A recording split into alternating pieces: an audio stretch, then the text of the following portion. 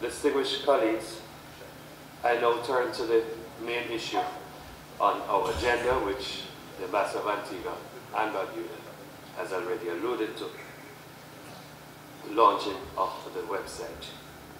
First, let me say that as a Jamaican, I'm proud to be here given the genesis of the initiative to erect a permanent memorial at the United Nations in honor of the memory of the victims of slavery and the transatlantic slave trade. Moreover, as a Caribbean national, I'm equally proud that the initiative is led by member states of the Caribbean Community, CARICOM, and enjoys strong collaboration, support, and solidarity with the African Union, which is also a source of pride for both regions, especially given the historic and ancestral ties which bind us. On a personal note, this is also a source of pride for me as a person of African descent, as we all are in the Caribbean community. At the same time, I should add that this is a project that is of importance not only to member states, CARICOM member states, and the African Union, but the entire, may I repeat, the entire UN family, as evidenced by the overwhelming support which this initiative continues to receive in the General Assembly. Today's meeting takes us one step forward in realizing our objective of honoring the memory of our ancestors and erecting a permanent memorial at the United Nations under the theme, Lest We Forget. It is fortuitous that we are launching the website at the beginning of February, which is the beginning of Black History Month here in the United States, and is also being celebrated in a number of countries across the world. We have tried to develop web content that is tasteful, relevant, and representative of what the initiative truly represents. My staff, the web designer, and members of the committee have worked on the website over the past 2 months. We thank those of you who have already submitted suggestions and advice on its content, and we look forward to additional comments in the very short term. It is my sincere hope that you, the member states of the UN, and other audiences will be equally pleased with the outcome. It is now my great pleasure to invite Mr. Garnet Wilson, our web designer, to address the meeting. Mr. Wilson. Thank you, Ambassador Wolf.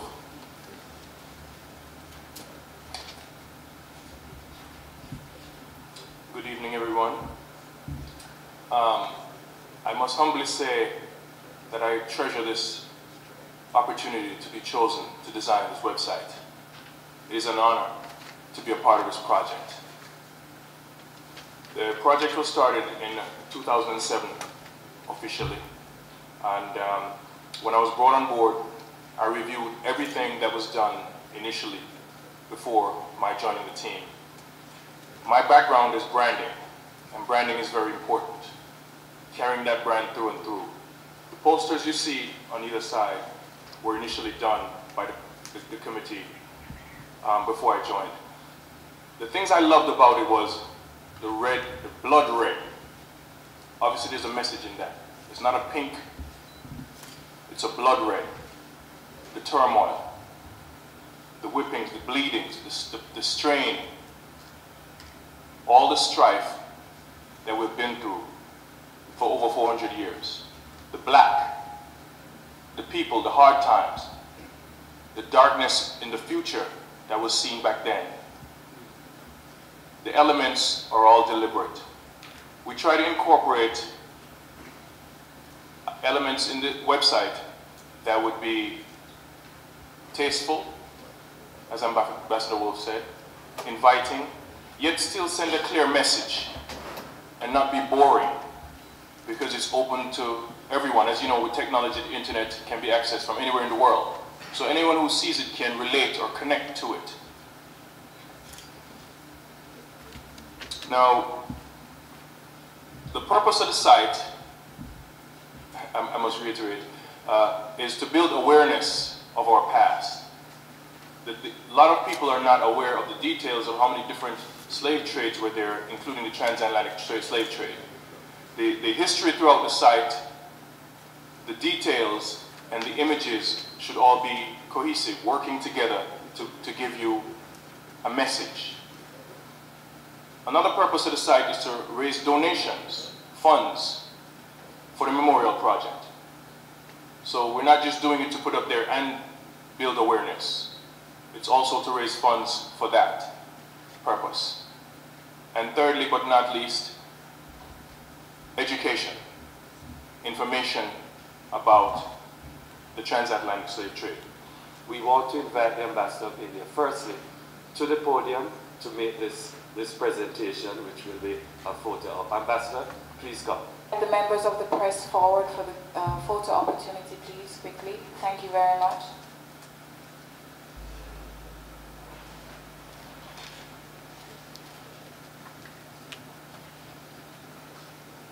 The governments of India and Australia have made the single most largest donations to the trust fund.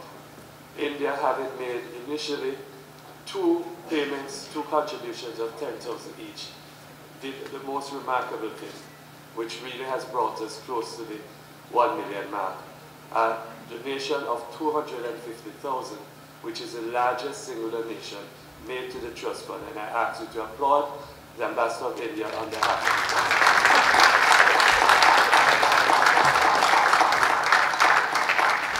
the Let me now invite Gary. Please come up. Australia has made two consecutive contributions of 50,000 each, making a grand total of 100,000.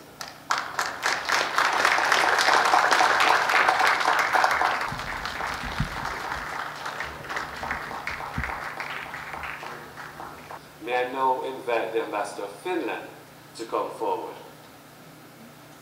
Finland has been very supportive, as have all the other colleagues from the European Union, in support of the Permanent World Initiative. But we felt it special because he has given us an added spike with a contribution of $25,000 towards the permanent memorial. Twice, I am sorry.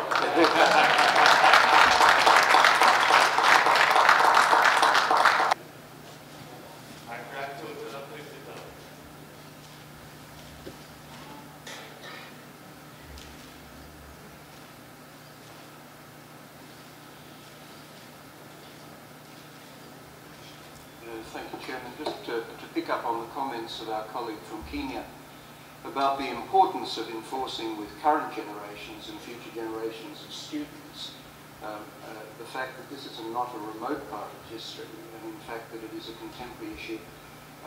We might need to remind ourselves that the last victims of the transatlantic slave trade died less than 50 years ago, which is not really all that long ago.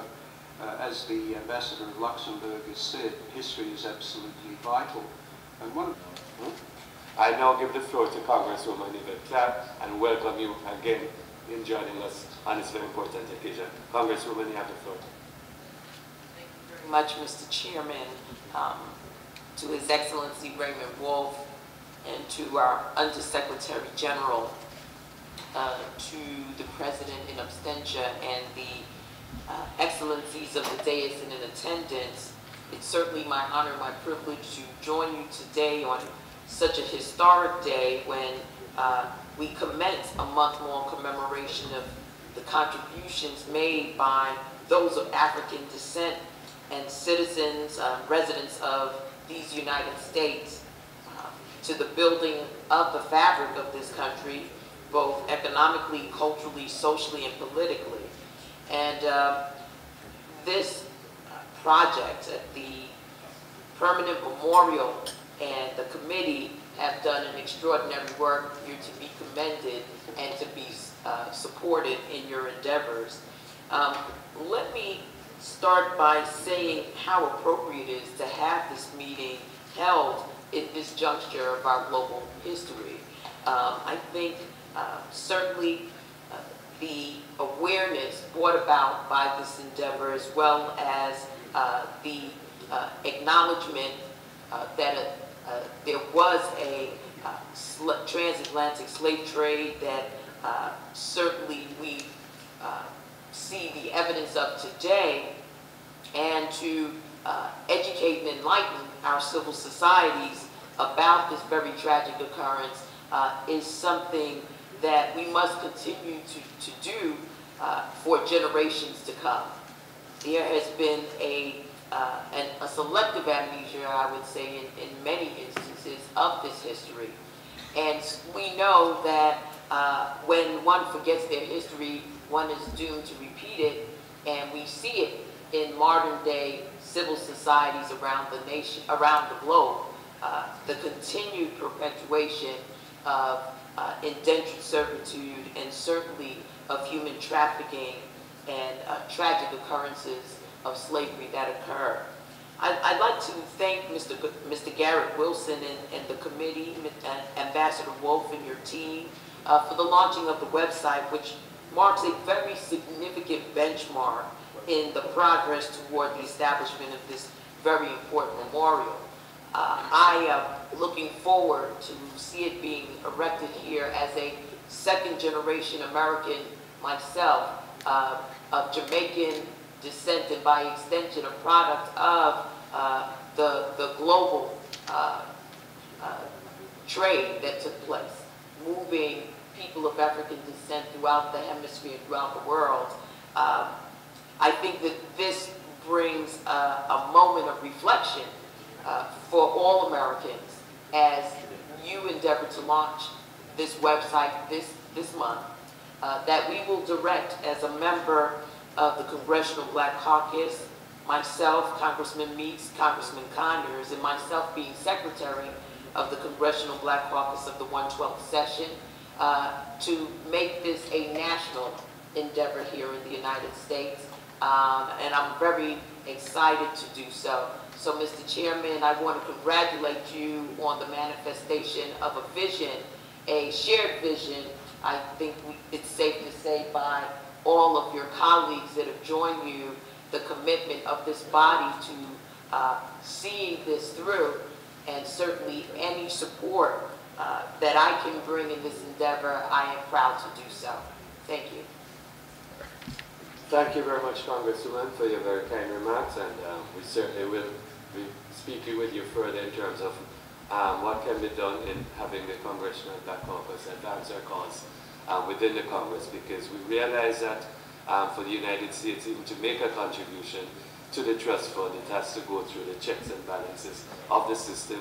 But we had met with you before, and Congressman Meeks and Congressman Conyers, and we're hoping that some dividends will be reaped down the road. So we thank you so much for all the efforts and for your being here this afternoon as well.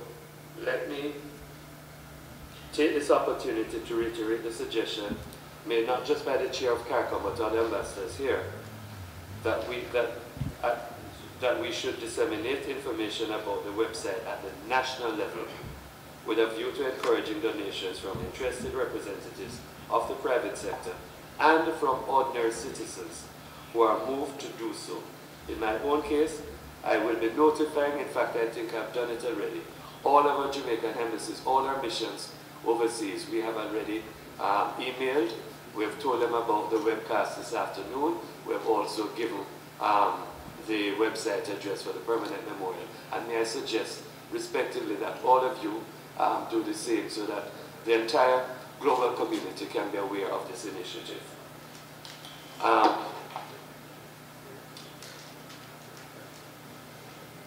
Let me now proceed to concluding remarks. Again, I thank the ambassadors of India, Australia, and Finland for joining us this afternoon to make these special presentations, which are truly and deeply appreciated. Let me put on record my sincere appreciation to the member states of CARICOM and the African Union, who remain resolute in their commitment to the initiative and have given tremendous support to myself and to the Permanent Memorial Committee as we seek to implement the decisions by the General Assembly to erect a permanent memorial to honor the victims of slavery and the transatlantic slave trade. This initiative is indeed another manifestation of the strong solidarity between our two regions and indeed the wider international community. I take the opportunity to express sincere appreciation for the kind generosity of the governments of those countries that have already made donations to the Permanent Memorial Fund. We envisage and we hope and we appeal that other countries will follow in their footsteps in making voluntary contributions to the Permanent Memorial Trust Fund. And I think as the governments of Australia and India and Finland have demonstrated, you are quite welcome in making multiple donations. They will be quite welcome. Distinguished colleagues, we have now come to the end of the formal ceremony to launch a website.